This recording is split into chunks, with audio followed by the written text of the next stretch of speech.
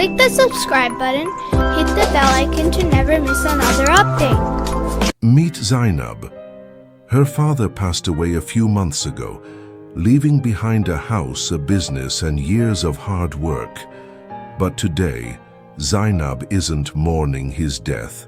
She's mourning the injustice that followed. When it came to dividing inheritance, her voice didn't matter. She was told, "You don't need anything, your brother will take care of you." And just like that, her share was gone, dismissed in silence. The story she reads feels like history repeating itself. A woman's right denied, not just by custom but by power.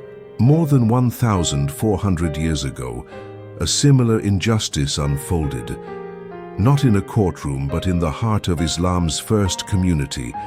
The Prophet Muhammad had gifted his daughter Fatima a fertile land known as Fadak, a symbol of her right, her independence, and her dignity.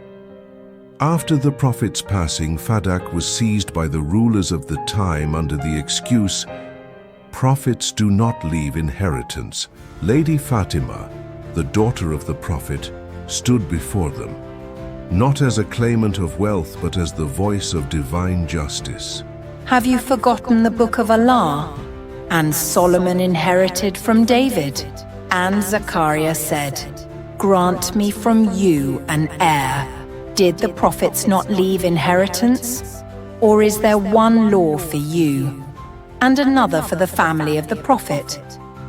I seek no wealth, only justice, and the recognition that a woman has a right given by Allah. Zainab now sees her struggle differently.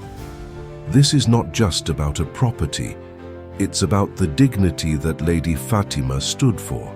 The right of a woman to be seen as equal, to own, to inherit, and to be respected. I have a right, and I will ask for it, just as the daughter of the Prophet did. From Medina to modern cities, from Fadak to our family homes, the struggle continues. How often are women told that silence is dignity, that asking for their right is rebellion?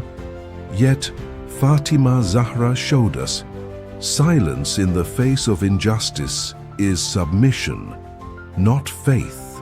Hayami Fatima is not just a time to mourn, it's a time to reflect. When we cry for Fatima Zahra, we are not only grieving her pain, we are promising to uphold her cause. She taught us that faith without justice is incomplete, and that a society which ignores a woman's right repeats the crime of Fadak over and over again.